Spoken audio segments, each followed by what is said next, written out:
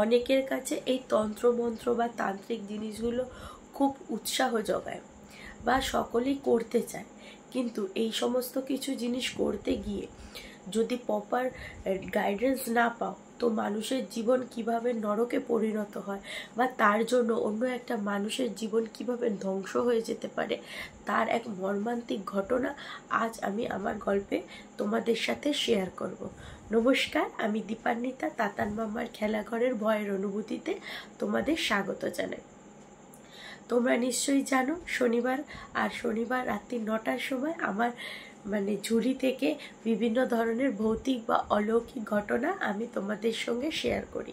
আজকের ঘটনাটা অতটা ভয়াবহ না হলেও আজকের ঘটনাটার মধ্যে রয়েছে একটা ভালো মানুষের কিভাবে খারাপ পরিণতির দিকে পৌঁছালো, তার জীবনটা, তার মা, তার বউ, সদ্যজাত বাচ্চার জীবনে কিভাবে কালো অন্ধকার নেমে আসলো, সেই ঘটনাই আজকে আমি তোমাদের সাথে শেয়ার করতে এসেছি।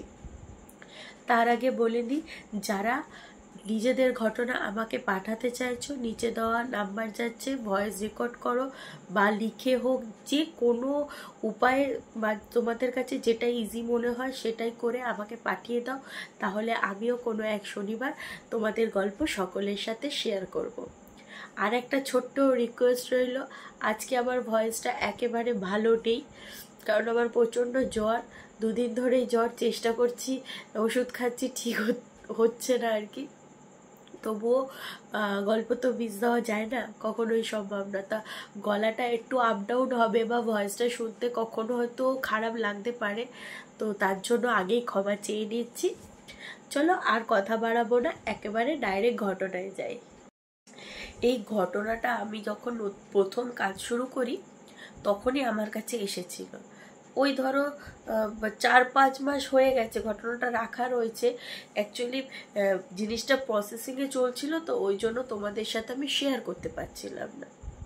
তো যাই হোক, কতদিন ফেলে রাখবো, সেও বারবার রিকোয়েস্ট করছে যে আমার ঘটনাটা বললে না দিদি। তো আমি ভাবলাম আজকে যখন বলতে এসেছি, আজকে এই ঘটনাটাই বলবো। ঘটনাটা হাওড়ার শিবপুর অঞ্চলের, ঠিক আছে। ঘটনাটার সূত্র একটু ব্যাক স্টোরিতে যেতে হবে মানুষটা কেমন সেটা জানার জন্য। ধরো ওই 1960 কি 55 সময় যেই এলাকার কথা বলছি, শিবপুরের এলাকার একজন নামজাদা একটা পরিবার ছিল, ঠিক আছে। সেই পরিবারে মোটামুটি যারা ছিল তাদেরকেই এলাকার লোক ভয়ভীতি করে চলতো, বা ওদের কাছে ভীষণ জমি জমা ছিল, একটা আপার লেভেলের বড় লোক যাদেরকে বলা হয় বা ধনী পরিবারের একটা ঘটনা। ওই পরিবারে 3টে ছেলে ছিল আর ছিল 3টে মেয়ে, বোনরাই ছিল আর কি, বাবা মা মরে গেছে, ওই দাদারাই ওদের অভিভাবক। তো ওরা অভিভাবক হওয়াকালীন 2 বোনের তো খুব সহজভাবেই বিয়ে হয়ে যায়, বেশ জাঁকজমক করে। ওদের যে মেজ বোন থাকে তাকে না খুব একটা সুন্দরী দেখতে ছিল না, খুব একটা সুন্দর টকটকে রং, বেশ মুখের কাটিং, কোনোটাই যেন ওর খুব একটা ভালো ছিল না। এই জন্য বহু সম্বন্ধ ওর ভেস্তে যায়। অনেকেই আসে, অনেক টাকা ডিমান্ড করে, অনেক টাকা পৌঁছায়, ওরাও রাজি হয়, কিন্তু কোনো না কোনো কারণে ওই মেয়েটির বিয়ে বারবার ভাঙতে থাকে। এরম করে বহু বছর যাওয়ার পর অবশেষে ওই মেয়েটির বিয়ে ঠিক হয়। তখনকার দিনে প্রায় 1 লাখ টাকা মতো পণ দিতে রাজি হয়েছিল, ওরাও রাজি হয়েছিল যে আমি 1 লাখ টাকা পণ দেবো আমার বোনের সাথে বিয়ে করো। তখন বিয়েটা খুব ম্যান্ডেটারি ছিল যে করতেই হবে, এখন সেটা নয়। তো যাই হোক, মেয়েটির বিয়ে ঠিক হয় জাঁক জমক করে, যেহেতু এতদিন পর বোনের বিয়ে হচ্ছে, ও দাদাগুলো ভীষণ রকম খুশি। এবার ওই বোনের বিয়ে হলে পরবর্তীতে আকর যে ছোট বোনটি রয়েছে তারও বিয়ে দিতে পারবে ওরা, বা নিজেরাও বিয়ে শাদী করতে পারবে। তো এই কারণে সেইবারের বিয়েতে ওদের ভীষণ রকম আনন্দ ছিল, চারিদিকে জাঁকজমক, লাইট লাগানো, গ্রামের বলো বা এলাকার সমস্ত লোকদের আমন্ত্রণ করা হয়েছিল। গোধূলি লগ্নে মেয়ের বিয়ে সময় যাচ্ছে, গোধূলি লগ্ন পেরিয়ে সন্ধ্যা হলো, সন্ধ্যা থেকে রাত হলো, তবুও বরযাত্রীর আসার কোনো খবর নেই। এবার এখনকার যেরকম মোবাইল ফোন আছে, একটা ফোন করলাম বা টুক করে বাইক নিয়ে গিয়ে দেখে আসলাম, কিন্তু সেই সময় সেই সুবিধাটা ছিল না। তো যতক্ষণে লোক পাঠিয়ে খবর নিয়ে আসবে ততক্ষণে অনেকটা সময় পেরিয়ে যায়। এবং যে খবর নিয়ে আসে সে বলে যে না, ছেলে বিয়ে করবে না, বেঁকে বসেছে, ওখন বলছে মেয়েকে পছন্দ না, আমি কোনো মতে বিয়ে করবো না। তো যথারীতি জোর করে তো আর বিয়ে দেওয়া যায় না। তা ওখানে প্রচুর লোক খেতে এসেছিল আশেপাশের পাড়া থেকে, এলাকা থেকে। ওখানে তখন ওর বড় যে দাদা ছিলেন সে অ্যানাউন্সমেন্ট করে যে এই বরযাত্রী মানে এই যারা অনুষ্ঠান বাড়িতে খেতে এসছো, তোমাদের মধ্যে যদি কেউ আমার বোনকে বিয়ে করো, যেই 1,00,000 টাকাটা আমি ওদেরকে পণ হিসাবে দেব বলেছিলাম, সেই টাকাটা পুরোটাই আমি তোমার হাতে তুলে দেবো, আর বউ ভাতের খরচাও আমি করব। এবার তো কেউ রাজি হয় না, যেহেতু প্রথমেই বলেছি মেয়েটা খুব একটা রূপবতী ছিল না, সেহেতু কেউ অতটা রাজি হতে চায় না। কিন্তু ওর মধ্যে একটা ছেলে নিমন্ত্রিত ছিল, যাকে দেখতে বলে না রাজপুত্র। সে কিন্তু খুব বেশি আড়ম্বর পরিবার থেকে আসতো না। পরিবারে তার মা আর 3-4টে ছোট ছোট ভাই বোন ছিল, আর সেই বড় দাদা সে নিমন্ত্রণও খেতে এসেছিল। তো ও তখন মানে বিয়ে বাড়িটার যে আনন্দটা দেখতে পাচ্ছে একটা শোক বাড়িতে পরিণত হয়েছে। মেয়েটাকেও বিভিন্ন রকম কথাবার্তা বলছে, সে কেঁদে যাচ্ছে। আশেপাশে আরও 2-4 জন বয়স্ক মহিলা আছে, কাকিমা গোছে, তারাও কান্নাকাটি করছে যে মেয়ের লগ্নভ্রষ্টা হলে, এমনি মেয়ের বিয়ে হচ্ছিল না, তাহলে পরবর্তীতে কি করে এর বিয়েটা দাদারা দেবে। তো উনি তখন ওই ভিড়ের মধ্যে দিয়ে এসে বলছে যে টাকা লাগবে না, আমি আপনার বোনকে বিয়ে করব, আমার যতটা সামর্থ্য আমি ওকে সুখে রাখার চেষ্টা করব। তা ওই করে ওই মহিলার সাথে এই ব্যক্তিটি বিয়ে করে, খুব জাঁকজমক করে বিয়ে করে, টাকা পয়সা সে নেয় না, ভীষণ রকম সৎ ধরনের একজন লোক ছিল আর কি। তারপরে ওরা বাড়ি আসে, শ্বশুর বাড়ি যখন বেটি আসে তখন দেখে 4-5 জন ছোট ছোট ছোট ছোট মানে দেওরগুলো ছোট বয়সে ছোট ছিল। তা কিছুদিনের মধ্যেই ওনার শাশুড়ি এক্সপায়ার করে, মারা যায় বয়সজনিত কারণে। তখন বৌদি হয়ে ওঠে ওদের মা, ভীষণ আদর যত্ন করে ওনাকেও বড় করে তোলে, নিজের একটা সন্তান হয়, ছেলে হয়, তাকেও বড় করে তোলে সমতুল্য ভালোবাসা দিয়ে। দিন আগায়। এরপর বেশ কিছু বছর পর, মানে তখন ওই যে আঙ্কেল যার সাথে ওনার বিয়ে হয়েছিল, উনি প্রায় বিছনাসজ্জা, ছেলে বড় হয়ে গেছে, বিজনেস করছে, অবস্থা আগের থেকে অনেক উন্নত হয়েছে। আর যে ওইদিকে যে দেওরগুলো ছিল তারাও বড় হয়, বিভিন্ন রকম পেশায় যায়। ওর মধ্যে একটি দেওর ছিল, যে বৌদি দেওরটা তো ছিলই, বৌদিকে ভীষণ রকম ভালোবাসতো, তার থেকেও বেশি ভালোবাসতো বা টেক কেয়ার করতো তার ছেলেটাকে, মানে বৌদির ছেলে, ওর বৌদির ছেলে। তো ওই ছেলেটি ছিল পুরো বাবার মতো, একেবারে শান্ত শিষ্ট, লোককে খুব ভালোবাসতে পারে, লোকের কাজে আসতে, মানে কেউ যদি ওর কাছে টাকা ধরো ধার নিয়েছে, ও যদি গিয়ে বলছে যে আমি টাকা দিতে পারবো না, তুমি পরে আসবে, ও চলে যাবে, ও বলবেও না যে আমার টাকাটা আমায় দাও। এতটা ভালো মানুষ ধরনের ব্যক্তিত্ব ছিল ওই দাদার। তো যখন বাবা মারা যায় ওই দাদার, তো ওই দাদার যে কাকু ছিল, ছেলেটার যে সেজ কাকা ছিল, সে না তন্ত্রবিদ্যার প্রতি প্রচন্ড পরিমাণে আগ্রহশীল হয়ে পড়ে। তো কোথাও না কোথাও ওকে ঘুরে বেড়াতে দেখা যেত, কখনো কোনো গাছের তলায় বসে রয়েছে, কখনো কোনো সাধুর পেছনে যাচ্ছে, এরমভাবে বিভিন্ন মানে বিয়ে থাও করেনি, সারাক্ষণ শুধু এদিক ওদিক ওরকম ঘুরে বেড়াতো। তা বৌদি যে মায়ের মতো মানুষ করেছে, সে অনেকবার ওকে বুঝিয়েছে যে এই সমস্ত জিনিস কিন্তু খুব একটা ভালো না। এই ডাকিনী, যোগিনী, কর্ণপিচাসিনী হয়তো অনেক রকম জিনিস তোমাকে চাইবে, দেবে, কিন্তু তার বদলে তোমার থেকেও তো প্রচুর জিনিস নিয়ে নেবে। সেটা মাথায় রেখে আমাদের এগোনো উচিত। বা যেটা আমরা জানি না, যেসব বিষয় জানি না, বা এই সমস্ত বিষয় থেকে আমরা তো সাধারণ মানুষ, আমাদের দূরে থাকাই বেটার। তো যাই হোক, ওনার ওই দেওরকে বারণ করা সত্ত্বেও কিন্তু এদিক ওদিক ওই তন্ত্রের পেছনেই উনি দৌড়তো।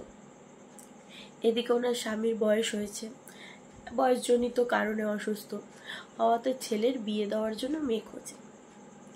যথাসময়ে মেয়ে পায়, খুব ভালো সুন্দরী একটা মেয়ে পায়, মেয়েটির সাথে ছেলেটির বিয়ে হয়ে যায়। মেয়েটিও খুব ভালো, ছেলেটি তো ভালো, আগেই বলেছি। বিয়ে হয়ে যাবার ঠিক 6 মাসের পরে কি হয়, ওই শ্বশুরমশাই মারা যায় প্রথম। এবার শ্বশুরমশাই মারা গেলে আস্তে আস্তে না ওদের ব্যবসাটা ডাউন হতে থাকে। বেশি বছর ওদের বিয়ে হয়নি, ধরো বিয়ে হয়েছে 6 মাস, 1-2 বছরের মধ্যে না আস্তে আস্তে ব্যবসা ডাউন হতে হতে এমন একটা পরিস্থিতিতে চলে আসে যে ওদেরকে ধার করে ঘর সংসার চালাতে হচ্ছে, লোন তুলে সংসার চালাতে হচ্ছে। আর কিছু কিছু জিনিস ওরা তখন হয়তো লক্ষ্য করেনি, পরে ওদের মাথায় আসে এগুলো, যে যেমন ধরো ঘর যতবারই পরিষ্কার পরিচ্ছন্ন করছে ততবারই মনে হচ্ছে যেন আষ্টানি গন্ধ, ঠিক আছে, মানে আর বিছনাগুলো পরিষ্কার করে যাচ্ছে, এসে দেখছে বিছনাটা ঘেটে দিয়েছে, কেউ বালিশটা সরিয়ে দিয়েছে। এবার ওরা ভাবছে আমরা 3 জন থাকি, মনের খেয়ালে হয়তো হয়েছে। তো এই করে করে বছরের পর বছর কাটাচ্ছে। প্রথমে ব্যবসাটা ডাউন হলো, তারপরে ইস্যু শুরু হলো ওই ছেলেটির মধ্যে। একবার না ছেলেটির প্রচণ্ড পায়খানা বমি হয়, মানে ডায়রিয়া টাইপ, ডাক্তার দেখানো হয়, ঠিক হলো। আবার 2-3 মাস যাচ্ছে, জ্বর হচ্ছে, 2-3 মাস যাচ্ছে, পেটে ব্যথা হচ্ছে। এরম করতে করতে ছেলে মানে ওদের কোনো সন্তানও হয় না। এই অসুস্থতা চলতে চলতে প্রায় কাটে 5টা বছর। মানে আর ওরা ডাক্তার দেখাচ্ছে, এমনিতে ওদের ব্যবসা ডাউন হয়ে গেছে, মানে পয়সা কড়ি হাতে কম, তারপরে যদি ছেলে যে ইনকাম করার লোক সে যদি অসুস্থ হয়ে পড়ে, সংসারটা চলবে কি করে? ওর মা এদিক সেদিক বিভিন্ন কাজ করে টাকা পয়সা নিয়ে যা হোক করে 3টে পেট চালাচ্ছে। ডাক্তারের খরচ, হসপিটালের খরচ, সেইগুলো করতে করতে একেবারে নাজেহাল অবস্থা ওদের পরিবারে, একেবারে মাটির সাথে মিশে গেছে। এবার একটা সময় ওর যখন আবার শরীর খারাপ হয়, তখন ওরা বিছনার সাথে মিশে যায়। যেহেতু প্রায় 3-4 বছর ধরে ও ভুগছে, শরীরের ইমিউনিটি পাওয়ার একেবারে ডাউন হয়ে গেছে। লাস্টবারের যখন ওর শরীর খারাপ হয়, ওকে যখন ওর আরো যেই মাসিরা ছিল, পিসিরা ছিল দেখতে আসে, তখন দেখতে পাই যে ছেলেটার বয়স খুব বেশি হলেও ওই 35-36 বছর বয়স হবে।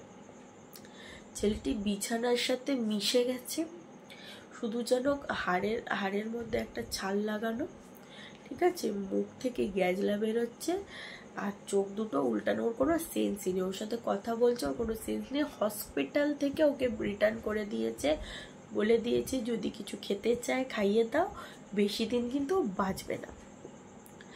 তো যখন ওই অবস্থায় ওকে বাড়ি নিয়ে আসে, বাড়িতে তো কান্নাকাটি পড়ে গেছে। ততদিনে ওদের একটা ছোট্ট বাচ্চা হয়েছে, তার বয়স খুব বেশি হলে হয়তো 6 মাস। সেই ছোট বাচ্চাটিকে মানে রেখে দিয়ে ওকে চলে যেতে হবে, মানে ওর বউয়ের মাথায় আরো বেশি বাজ পড়ার মতো অবস্থা। তো যাই হোক, এই পরিস্থিতিতে ওর এক মাসি যায় ওকে দেখতে, এবং ওর মাসি দেখে কোথাও না কোথাও মনে ওর খটকা লাগে। তখন ওর মাকে বলে যে তুমি তো এত জায়গা দেখিয়েছো ডাক্তার, চলো আমি এক জায়গা চিনি, মাজার বলে একটা জায়গা, সেখানে তুমি ছেলেকে একবার হলেও নিয়ে চলো, দেখো যদি ঠিক হয়ে যায়। এবার অলরেডি ও বিছনা থেকে উঠতে পারছে না। ডাক্তার আসে, কিছু মেডিসিন দেওয়ার পর একটু ধাতস্থ যখন হয় 2-1 দিন পর, তখন অটো ভাড়া করে ওকে নিয়ে যাওয়া হয় সেই বাজারে যাওয়ার পর ওরা জানতে পারে যে বেশ কিছু বছর আগে, ধরো 6 বছর আগে, ওর বিয়ে হয় 6 বছর কি 7.5 বছর, 7 বছর এরকম, ঠিক বিয়ে হবার 6 মাস আগে কেউ একটা পেট চালনা করেছিল, ঠিক আছে, সেই প্রেতটা কোনোভাবে ওর সাথে যুক্ত হয়ে যায়। এবার ঘটনাটা একটু খুলে বলি। ছেলেটিকে তখন ওই মাজারে যে এই সমস্ত ট্রিটমেন্ট করছে ওই লোকটি জিজ্ঞাসা করে যে তোমার সাথে মানে এর কিছু দিনের মধ্যে বা কিছু বছরের মধ্যে কি অদ্ভুত কিছু জিনিস হয়েছে? ও তখন বলে কই না তো, আমি তো তেমন কিছুই করিনি। বলে ভালো করে ভেবে বলো কিছু হয়েছে কিনা। ও কিছুতেই কিছু মনে করতে পারছে না, ওর বাড়ির লোকও কিছু মনে করতে পারছে না। এবার ওই যে মাজারের যে লোকটি ছিল যে ওদের চিকিৎসা করছিল সে বলল যে ঠিক আছে তুমি বাড়ি যাও, আমি কিছু জিনিস দিয়ে দিচ্ছি, ওইগুলো বাড়িতে রাখবে। একটা ঘট দিয়েছে, ঘটের মধ্যে একটু না ছাই ছিল, ছাই দিয়ে আর কি সমস্ত এরকম মাদুলি, তারপর কালো কালো চৌকো চৌকো তাবিজ বলে যেটাকে, সেই তাবিজ ওর মধ্যে দিয়ে একটা লাল কাপড় দিয়ে বেঁধে ওদেরকে দিয়েছে। বলেছে ও যেই ঘরে থাকে ওই ঘরে এটা 2 দিন রাখো, রাখার পর নিয়ে আসবে, তারপরে আমরা জানতে পারবো যে কোথায় কিভাবে কবে থেকে ওর পেছনে এই মানে যে পিচাসিনীটি লেগেছে। তো ওরা চলে গেছে, দিয়ে বাড়িতেও আলোচনা করেছে যে কে হতে পারে এরকম, তো আমাদের পেছনে, আমরা একটা খুবই সাধারণ মানুষ, আমাদের পেছনে কেউ এরকম করে চালনা করবে। যাই হোক 2 দিন পর যখন ওই ঘটিটা নিয়ে আবার গেছে মাজারে, তো ছেলেটাকে নিয়ে যায়নি। যাওয়ার পর ওই লোকটি জানায় যে কেউ একজন ওকে দিয়ে এই ভৌতিক কিছু কাজ বা তন্ত্রের কিছু কাজ করিয়েছিল, খুব বেশি হলে 6 বছর আগে। যার ফলে যে করিয়েছে সে কিন্তু অতটা ট্রিটমেন্ট মানে জানে না, সে তন্ত্রর ব্যাপারে একেবারে প্রপার নলেজ তার নেই, যার কারণে ও ভুলবশত ওকে দিয়ে এটা করিয়েছে, কিন্তু দেহবন্ধনটা করায়নি, যার কারণে ওই পিচাসিনীটি ওর পিছনে চলে এসেছে। তা বলছে এটা তোমাদের আত্মীয়দের মধ্যেই কেউ করেছে, সেটা আমি নাম বলছি না, কিন্তু তোমরা বাড়ি যাও, যে এটা করেছে সেটা 2-1 দিনের মধ্যেই আসবে এবং নিজে থেকে সবকিছু স্বীকার করবে। তো ওরা বাড়ি চলে এসছে, ছেলে 2-4 দিনে একটু বেটার, যখন ওরা জমজমের জল টল আরও কিছু দিয়েছে, গোলাপ জল টল দিয়েছে, ওইগুলো দেওয়ার পর একটু একটু করে ছেলেটা সুস্থ হতে শুরু করেছে। তা তখন 2 দিন গেছে, একদিন ওর বউ, বেবিটা ছোট 6 মাসের বেবি, ওকে নিয়ে বারান্দায় বসে ব্রেস্ট মিল্ক খাওয়াচ্ছিল। ওর সেই সেজো যে কাকুটা ছিল ওই কাকু আর একজন লোককে নিয়ে এসছে, যে না একটু ওই অঘরি টাইপের, মাথার চুল ফুলের মধ্যে একটু ছাই লাগানো, তারপরে ওই রকম যে পোশাক পরা সন্ন্যাসীদের মতো উনি এসছে। উনি এসেছে, এসে বলছে যে এসে দাঁড়িয়ে বলছে আচ্ছা তোমরা কোথাও গেছিলে? হ্যাঁ আমার একটা ভুল হয়ে গেছে, আমাকে কিছু মানে আমি ইচ্ছাকৃত কিছছি করিনি, ঠিক আছে, যা হয়েছে ভুলবশত হয়েছে, আমাকে ক্ষমা করে দিও। এবার একটা কথা অসংলগ্ন কথাবার্তা বলছি। সেই মুহূর্তে শাশুড়ি বাইরে এসছে, সেই মুহূর্তে বাচ্চাটাকে যে দুধ পান করাচ্ছিল সেই মহিলাটা হঠাৎ না মানে অন্যরকম হয়ে গেল। অন্যরকম বলতে কিরকম, চোখগুলো বড় বড় পাকিয়ে বাচ্চাটাকে কোলে নিয়েই বলছে এই ঢুকবি না, তোরা ঘরে ঢুকবি না, আমি আছি এখানে, তোদের সাহসকে দিয়েছি এখানে ঢোকার, বেরো, তোরা তো ক্ষতি করে দিয়েছিস, আবার আসছিস, আবার ক্ষমা চাইতে এসছিস, বেরো বেরো বেরো, এরকম কথাবার্তা বলছে। এবার তখন এটা একটু ওদের কাছে অদ্ভুত লেগেছে। আবার সবাই ওরা যেই চলে গেছে বউ কিন্তু নর্মাল হয়ে গেছে। আবার যখন সবাই এসছে একসাথে বসে এই কথাগুলো যখন ছেলেটিকে বলছে, তখন ওর মাথায় একটা কথা এসেছে। কি কথা না, 6 বছর আগে ওর বিয়ের আগে মানে সম্বন্ধ হওয়ার আগে একটা সময় ওর সেজো কাকা একটা ঘট দিয়েছিল, লাল কাপড়ে মোড়া একটা ঘট দিয়েছিল। ওকে বলেছিল যে তুই ঘরের পেছনে, অনেক বড় এরিয়া জুড়ে জায়গা আর কি, বাড়ি বড়, তুই ঘরের পেছনে যা, কাউকে কিছু বলবি না, কোনো কথা বলবি না, চুপচাপ যাবি, 1 কোমর মাটি খুঁড়বি, খুঁড়ে ওই ঘরটা বসিয়ে দিয়ে চাপা দিয়ে চলে আসবি। ও 6 বছর আগে ওই কাজটা করেছিল, ওইটাও কাউকে বলেও নি, বা ওইটা করার পর যে আস্তে আস্তে এত কিছু শুরু হচ্ছে ওটা ওর মাথাতেও আসেনি, ওই কারণে ওটা বলেও নি। তখন ওরা মনে করতে পারছে না, তা যদি এইটার কারণেই হয়েছে বলে উনি এসে আজ এত বছর পর ক্ষমা চাইছে। তো যাই হোক, এই সঙ্গে সঙ্গে তখন বাজারে গেল, সবটা জানালো। তো তখন ওর কাকুকেও ডেকে নিয়ে আসা হলো। তখন উনি বললো যে হ্যাঁ, আমি একজনের উপর পিচাস চালনা করছিলাম এবং আমি তো তখন একেবারে নতুন, তো সেই কারণে আমি ওর দেহটাকে বেঁধে দিতে ভুলে গেছি। ওই ঘটের মধ্যে যে স্পিরিটটা ছিল বা অপদেবতাটা ছিল, ও তো ওখানে ওকে রাখতে আটকাতে গেছে, কিন্তু ওর যেহেতু দেহবন্ধন করা ছিল না, ওর সাথেই ও চলে এসছে। আর এই এতদিন ধরে যেহেতু আমাদের কাছেও যেতে পারেনি, কারণ আমাদের দেহ বন্ধন করা ছিল, ওকে পেয়ে যাওয়াতে দিনের পর দিন ওর রক্ত চুষে খেতে শুরু করেছে। ওর শরীরের সমস্ত এনার্জি স্টেমিনা নিয়ে নিয়েছে, ওর জীবনে দুর্ভাগ্য নিয়ে চলে এসছে। মানে একটা সময় পর ওকেও নিয়ে চলে যাবে, এখন সেই সময়টা এসছে। তো যাই হোক, ওরা বিভিন্ন জিনিস ছেলেটার জন্য মাদুলি কবচ নিয়ে এসেছে, দেওয়াও হয়েছে। প্রথম 1 সপ্তাহের মধ্যে কিন্তু ছেলেটা অনেকটা ঠিক হয়ে গেছিল, কিন্তু রিসেন্টলি আমি খবর পেলাম যে ছেলে আবার সেই একই ধরনের প্রবলেম হচ্ছে। আরও মাঝখানেও 2-3 বার, ধরো 1 সপ্তাহ ঠিক থাকছে, আবার 1-2 মাস অসুস্থ থাকছে। তো ওরম করে করে এখন তার অবস্থা আরও খারাপ। আরও বিভিন্ন লোকের সাথে দেখা করেছে, কিন্তু তারা প্রায় সবাই না পারো, কারণ এই লাইনে প্রচুর ভণ্ড মানুষ থাকে, ঠিক আছে, অনেক অনেক টাকা চায়, যার বদলে হয়তো কোনো সুরাহা করতে পারে না। তো ওই ছেলেটির মায়ের কাছে অতটা পরিমাণে অর্থ নেই যে বিলাবে, তো তবুও ওরা টুকটাক চেষ্টা করেছে। কিন্তু যতদূর আজও পর্যন্ত, আজকেও আমি খবর নিলাম, তো শুনলাম যে ছেলেটির অবস্থা একেবারেই ভালো না, তো হয়তো বাঁচবে না, একটা ছোট্ট বেবি রয়েছে। তো মানে যে তন্ত্রটা করেছে সে তো বাঁচাতে পারছেই না, অন্য কেউ পারছে না। আমার প্রফিটের জন্য আমি একটা ছেলের জীবনটাই আলটিমেটলি নষ্ট করে দিলাম। তা এই ছিল ঘটনা। আজকের ঘটনাটা হয়তো বেশি ভয়ের না, এবার যারা ভয় পেতে ভালোবাসে তাদের হয়তো ভয় লাগবে না, কিন্তু এটা একটা প্যাথেটিক ঘটনা, অনেক দিন ধরেই ছিল আমার কাছে, বারবার সে রিকোয়েস্ট করছিল, তাই ভাবলাম আজকে শেয়ার করিনি, যেহেতু আমার শরীরও খারাপ, অনেক লং স্টোরি আমি টেলিং করতে পারবো না, নাকটাক সব বন্ধ। তো যাই হোক, এই ভিডিওটা যারা দেখবে তাদের যদি কেউ জানা থাকে এরকম হেল্প করে কিভাবে এই তন্ত্রর মাধ্যমে যে ও ছেলেটির ক্ষতি হচ্ছে সেখান থেকে যদি কোনোভাবে তাকে মুক্ত করা যায়, একটা সংসার বেঁচে যাবে, একটা বাচ্চার জীবন বেঁচে যাবে। তো এই ভিডিওটা দেখার পর যদি কারোর কিছু জানা থাকে তো আমার সাথে কন্ট্যাক্ট করো, আমি তাহলে ওদের সাথে কথা বলিয়ে দেবো, যদি সম্ভব হয় তাদের জীবনে একটু খুশি যদি আমরা আনতে পারি। যাই হোক, এই ছিল আমার ঘটনাটা কেমন লাগলো আমাকে অবশ্যই জানাও।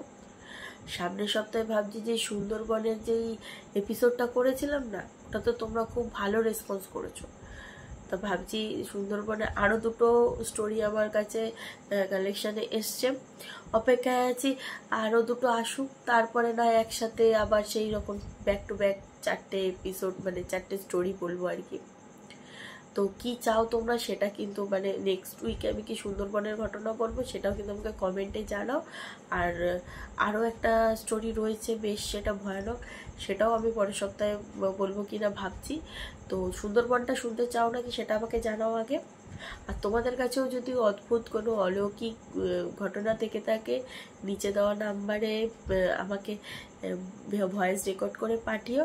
আর বলে দিই, যারা এই ধরনের গল্প শুনছো বা আমার চ্যানেলে আজকে প্রথম এলে, আমার ভিডিও এই প্রথম দেখছো, অবশ্যই কিন্তু চ্যানেলটাকে সাবস্ক্রাইব করে যাবে, নাহলে পরের সপ্তাহে যখন গল্প আসবে খুঁজে হয়তো পাবে না। আমার চ্যানেলের নাম স্ক্রিনে দেওয়া রয়েছে, তবু আমি বলে দিচ্ছি, তাতান মাম্মার খেলাঘর। আর সেইখানে প্রত্যেক শনিবার ঠিক রাত্রি 9টার সময় ভয়ের অনুভূতির এপিসোডে সত্য ভৌতিক ঘটনা, অলৌকিক ঘটনা আমি নিয়ে আসি আমার সকল শ্রোতা বন্ধুদের কাছে।